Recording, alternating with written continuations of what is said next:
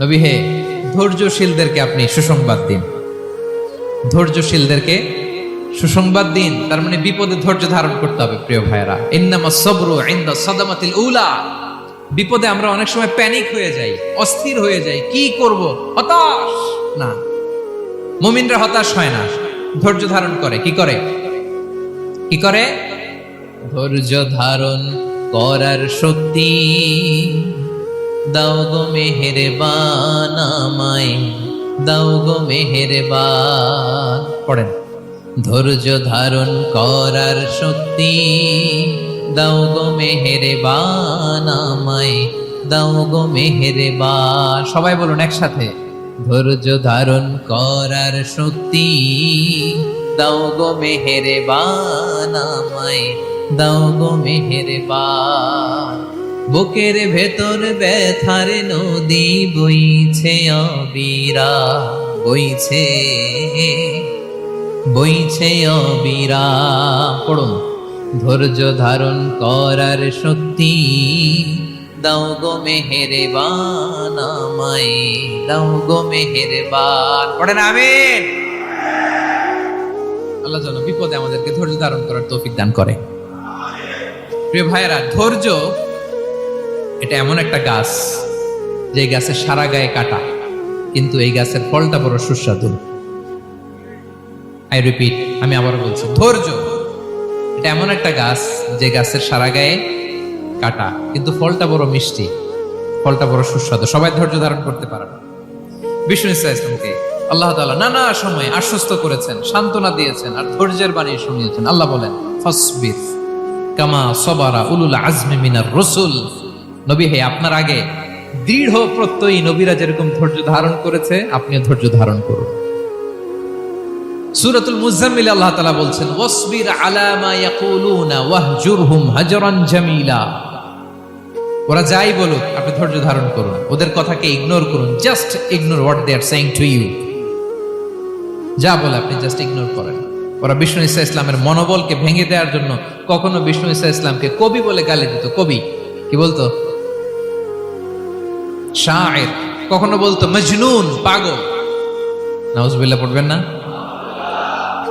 পাগল বলে গালি দিত। মাঝে মাঝে বলতো কাহিন, গণক। মাঝে মাঝে বিষ্ণু ঈসা ইসলামকে তারা বলতো আবতার, লেস কাটা। মুহাম্মদ, তোমার ছেলে নাই, তোমার বংশ নির্বংশ হয়ে গেছে, তোমার নাম নেয়ার মতো কেউ নাই। আহা, কপাল পোড়া। গোটা বিশ্বব্যাপী বিষ্ণু ঈসা ইসলামের সুনাম সুখ্যাতি ছড়িয়ে দিয়েছে কে? আকাশ বাতাস মাড়িয়ে, সাত আকাশ ছাড়িয়ে আল্লাহর আরশ পর্যন্ত আল্লাহ তাআলা বিষ্ণুনবীর সুনাম সুখ্যাতিকে সুউচ্চ করেছেন। ঠিক কিনা বলেন? ইগনোর করুন। আপনাকে কবি বলে, গণক বলে, আপনাকে পাগল বলে, আপনাকে লেসকাটা বলে, জাস্ট ইগনোর দেন। বর্তমান সময়েও নানা ধরনের ট্যাগ আমাদেরকেও দেয় কি দেয় না বলেন? দেয়। আমাদেরকে কি বলে? মৌলবাদী বলে, বলে বলে ওই যে রাজাকার বলে। রাজাকার রাজাকার খেলার দিন শেষ। মন মতো হইলে মুক্তিযোদ্ধা, মন মতো না হইলে রাজাকার, এই দিন শেষ। ওই দিন আর নাই। এই কার্ড দিয়ে আর খেলার দিন নাই। এগুলো মানুষ আর খায় না এখন, এগুলো গিলে না আর। সাধারণ মানুষ বড্ড সচেতন। দেখেন, কালের বিবর্তনে, সময়ের আবর্তনে একই পরিক্রমা আমাদেরকেও ট্যাগিং করে। আমাদেরকে মৌলবাদী বলে, ব্যাকডেটেড বলে, রাজাকার বলে, জঙ্গি বলে, যুদ্ধাপরাধী বলে। আছে না এরকম? ওয়াসবির আলা মা ইয়াকুলুন, নিজের সাথে মিলায় নেন। যা বলে ধৈর্য ধারণ করো। ওয়াহজুরহুম হাজরান জামিলা, জাস্ট ইগনোর দেন, ভালোভাবে ইগনোর করেন। খালাস, সালাম দিয়ে কেটে পড়েন।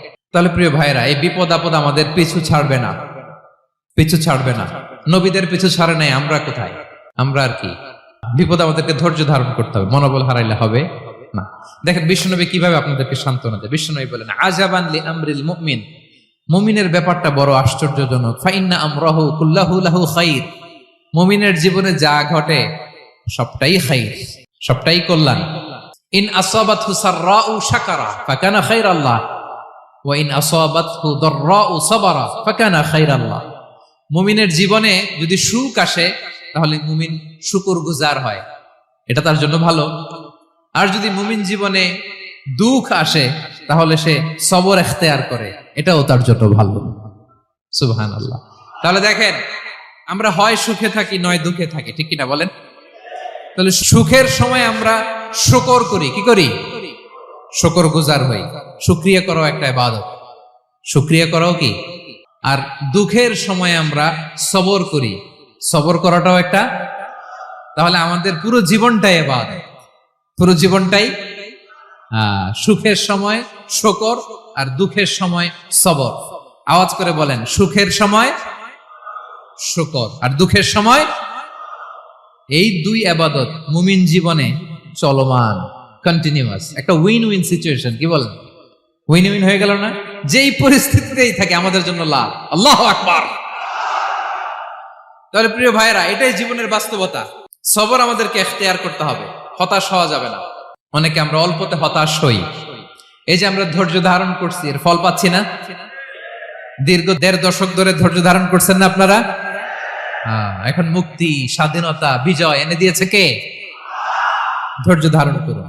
ধৈর্যের যে ফলাফল, এটা বড় মিষ্টি। ধৈর্য এমন একটা গাছ, এই গাছের সারা গায়ে কাটা, কিন্তু এর ফলটা বড় সুস্বাদু, এর ফলটা বড় মিষ্টি। ধৈর্য ধারণ করার অভ্যাস করতে হবে প্রিয় ভাইরা। মুমিন হতাশ হয় না, হাল ছেড়ে দেয় না। মুমিন ভরসা রাখে একজনের উপর, তিনি কে? লা তাইআসু মির রাউহিল্লাহ ইন্নাহু লা ইয়াইআসু মির রাউহিল্লাহি ইল্লাল কওমুল কাফিরুন। আল্লাহর রহ থেকে, রহম থেকে নিরাশ হয়ে যাও না।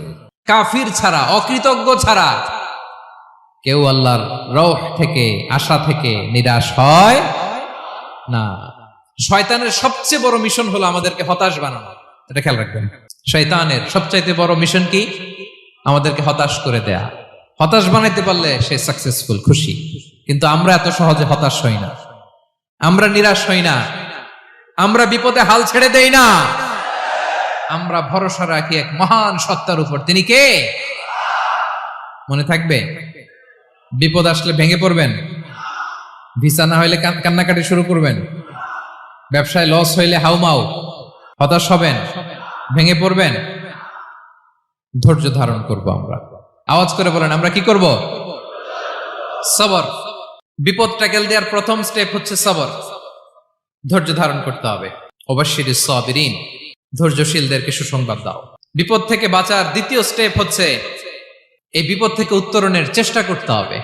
কন্টিনিউয়াস প্রচেষ্টা চালিয়ে যেতে হবে। ওয়াল্লাযীনা জাহাদু ফিনা লানাহদিয়ান্নাহুম সুবুলানা। যারা আমার রাস্তায় চেষ্টা করে, প্রচেষ্টা করে, স্ট্রাগল করে, তাদেরকে আমি পথ দেখিয়ে দেই, সুবুল দেখিয়ে দেই, ওয়ে আউট দেখায় দেই, এক্সিট দেখায় দেই। কোথাও আটকাবেন না আপনি, আপনাকে এক্সিট দেখায় দিবে কে? মালয়েশিয়াতে কেলুয়ার বলে না? কেলুয়ার কি বলে চিনেন? কেলুয়ার মানে কি? এক্সিট। এক্সিট পেয়ে যাবেন, আটকাবেন না আপনি জীবনে কোথাও। 3 নাম্বার, আল্লাহর উপর তাওয়াক্কুল করতে হবে বিপদ আসলে। ওমাইয়া তাওয়াক্কাল আলাল্লাহি ফাহুয়া হাসবুহ। আল্লাহর উপর যে তাওয়াক্কুল করে, আল্লাহই তার জন্য যথেষ্ট হয়ে যায়। তাহলে বিপদে প্রিয় ভাইরা আমরা প্যানিক হব না, ধৈর্য ধারণ করব, বিপদ থেকে উত্তরণের সর্বোচ্চ প্রচেষ্টা চালিয়ে যাব, আর ভরসা রাখবো একজনের উপর, তিনি কে? আর বিপদ আসলে এটাকে নেগেটিভলি নেবেন না সব সময়। বিপদ আপদ এটা অনেক পজিটিভ, ভালো জিনিস আমাদের জীবনে বয়ে নিয়ে আসে। শাইখুল ইসলাম ইবনু তাইমিয়া আলাইহি রাহমা, উনি বলতেন, খুব দামি কথা, খুব হেভি ওয়েট কথা, মনোযোগ দিয়ে শুনুন। তিনি বলতেন, যে নেয়ামত তোমাকে আল্লাহ থেকে দূরে সরায়, ওই নেয়ামতের চেয়ে বিপদ ভালো, যে বিপদ তোমাকে আল্লাহর দিকে ধাবিত করে। আই রিপিট, আমি আবারও বলি, যে নাজ নেয়ামত তোমাকে আল্লাহ থেকে দূরে সরিয়ে দেয়, সে নাজ নেয়ামতের চেয়ে ওই বিপদ আপদ ভালো, যেই বিপদ আপদ তোমাকে আল্লাহর কাছে টেনে নেয়। তাহলে বিপদ আপদ আসলে আপনি হতাশ হবেন? আর কখনো দুঃখ করবেন? মোয়ারের ভাইয়েরা, আর মন খারাপ করবেন? আপনি খেয়াল করে দেখেন, বিপদ আসলে আমরা আল্লাহরে ডাকি বেশি। যখন অসুস্থ আপনি খেয়াল করেন তো, আল্লাহ আল্লাহ তুমি ছাড়া বাঁচানোর কেউ নাই, আল্লাহ আল্লাহ তুমি হেফাজত করো, আল্লাহ তুমি সুস্থ করে দাও। যখন লাইফ থ্রেট, দেখেন আপনি গুম হয়ে যেতে পারেন, আপনার কারাবন্দী করতে পারে, এরকম একটা বিপদের মধ্যে আছেন, তখন খেয়াল করেন তো আল্লাহর সাথে আপনার কানেক্টিভিটি, রিলেশনশিপটা কতটা ডেভেলপ হয়। কারণ বিপদে পড়লে আমরা আল্লাহরে ডাকি বেশি। তাহলে বিপদ আপদেরও কিছু পজিটিভ সাইড বা দিক আমাদের জীবনে আছে না নাই? অনেক পজিটিভ দিক আছে, কয়েকটা শেয়ার করি। এক নাম্বার পজিটিভ সাইড তো বললাম, ইমাম ইবনু তাইমিয়া যেটা বললেন। এরপরে হচ্ছে মাঝে মাঝে আল্লাহ তাআলা আমাদের মর্যাদাকে আপগ্রেড করতে চায়, এলিভেট করতে চায়। আপনি ধরেন কোন একটা এয়ারলাইন্সের রেগুলার প্যাসেঞ্জার টিকিট কাটেন, মাঝে মাঝে হঠাৎ করে দেখবেন কাউন্টারে গেলে তারা বলে you are upgraded to business class, অথবা you are upgraded to first class. যেহেতু রেগুলার প্যাসেঞ্জার, অনেক মাইলস জমা হয়েছে, আপগ্রেড করে দেয়। আল্লাহ তাআলা মাঝে মাঝে চায় তিনি আমাদের মর্যাদাকে, র্যাঙ্ক, এটাকে আপগ্রেড করবেন, কিন্তু আমার যে আমল আখলাকের অবস্থা, ওইটা দিয়ে ওই আপগ্রেড র্যাঙ্কে যাওয়ার সুযোগ নাই। বুঝতেছেন কথা? আল্লাহ চায় আমার লেভেল একটু আপ করতে, কিন্তু আমার আমলের যে অবস্থা, এতে আমি ওখানে যাই না। তখন আল্লাহ কিছু বিপদ আপদ দিয়ে, পরীক্ষা দিয়ে বান্দাকে টেস্ট করে। ওই পরীক্ষায় যদি উত্তীর্ণ হন, সাথে সাথে আল্লাহ তাআলা আপনার লেভেল বা র্যাঙ্ক আপগ্রেড করে দেয়। সুবহানাল্লাহ পড়বেন না? তাহলে লাভ না লস? আওয়াজ করে বলেন, লাভ না লস? মুমিন জীবনের সব লাভ। যত বিপদ আপদ আপনাকে স্পর্শ করে, প্রতিটাতেই আপনার জন্য কল্যাণ। বিষ্ণু ইসলাম বলেন, মা ইউসিবুল মুসলিমা মিন নাসাবিন ওয়ালা ওয়াসাবিন ওয়ালা হাম্মিন ওয়ালা হুজনিন ওয়ালা আযান ওয়ালা গাম্মিন হাত্তা শাওকাতি ইউশাকুহা ইল্লা কাফারাল্লাহু বিহা খাতায়া। আপনার জীবনে যত দুঃখ, যত যন্ত্রণা, যত টেনশন, যত অ্যাংজাইটি, যত ইনজুরি, এমনকি গোলাপ ফুল পাড়তে যে ওখানে যে কাটা বাঁধছে, বড়ই খেতে যে বড়ই গাছে ওঠার পর যে একটা কাটা বিঁধছে আপনার হাতে, এর কারণে আল্লাহ তাআলা আপনার গুনাহ মাফ করে দেয়। সুবহানাল্লাহ। তাহলে বিপদ আপদ দিয়ে আল্লাহ বান্দার মর্যাদাকে আপগ্রেড করে। বিপদ আপদে ফেলে আল্লাহ তাআলা বান্দার পাপ মোচন করে।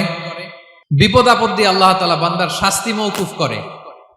এমন পাপ করছেন, এটার জন্য শাস্তি বরাদ্দ হয়ে গেছে, কিন্তু আল্লাহ তাআলা ওই শাস্তি থেকে মাঝে মাঝে আপনাকে বাঁচাতে চায়, তখন কিছু বিপদ দিয়ে বান্দারে পরীক্ষা করে। উত্তীর্ণ হলেই আল্লাহ তাআলা ওই শাস্তিকে মওকুফ করে দেয়। তাহলে আসুন সামারি করি, পুরো আলোচনাটার সামারি করি।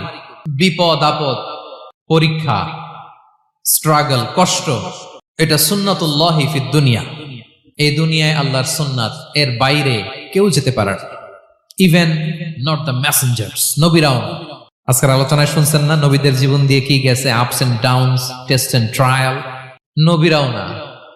তাহলে এটা আমাদের মাইন্ডসেটের সাথে সেট আপ করে নিতে হবে যে অতীতে, বর্তমানে, ভবিষ্যতে বিপদ আপদ মুক্ত এই পৃথিবীতে কেউ থাকবে না।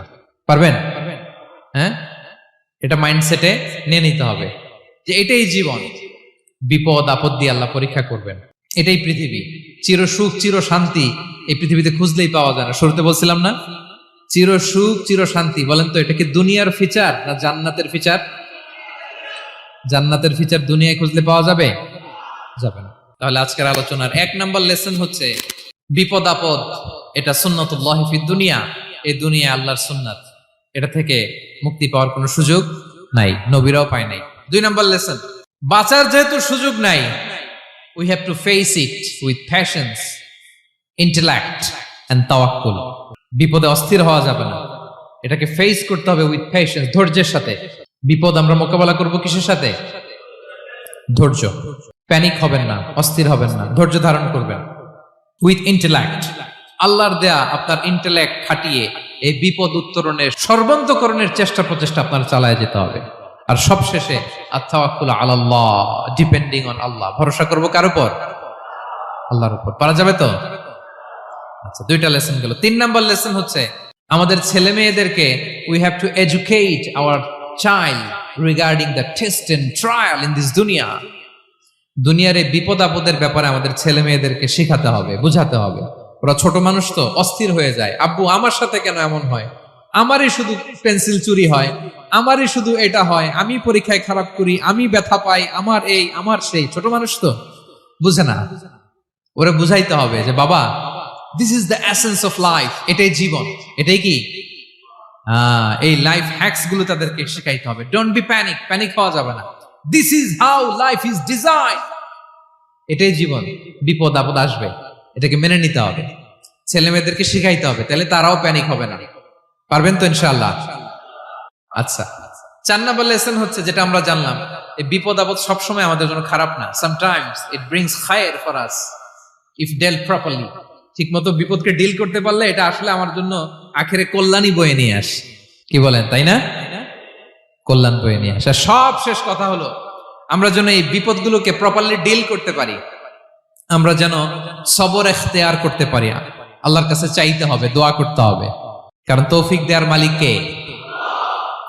আল্লাহর কাছে যেন আমরা কায়মনোবাক্যে প্রার্থনা করতে পারি, আল্লাহ এই বিপদকে যেন আমরা ডিল করতে পারি উইথ সাবর, উইথ ইন্টেলেক্ট, উইথ তাওয়াক্কুল। আসল হাতিয়ার হচ্ছে এটা, দোয়া। আল্লাহর কাছে চাইবেন, মনোযোগের সাথে চাইবেন, আন্তরিকতার সাথে চাইবেন। উদুল্লাহ ওয়া আনতুম মুকিনুনা বিল ইজাবা। বিষ্ণু বলেন, এমন ভাবে চাও যেন তুমি অনেকটা কনফার্ম যে তোমার দোয়া আল্লাহ কবুল করবেনই, এমন ভাবে চাও। অনেকে রোবোটিক দোয়া করে। রোবোটিক দোয়া মানে দোয়ার মধ্যে প্রাণ নাই, ধ্যান নাই, মন নাই, আগ্রহ নাই, ভালোবাসা নাই। ওই দোয়া আল্লাহ কবুল করে না। মনোযোগ দিয়ে চাইতে হবে, চাওয়ার মতো, তাহলে আল্লাহ তাআলার পক্ষ থেকে তৌফিক পাওয়া যাবে। পারা যাবে তো ইনশাআল্লাহ? আল্লাহ তাআলা আমাদের সবাইকে বিপদে আপদে ধৈর্য ধারণ করার তৌফিক দান করুক।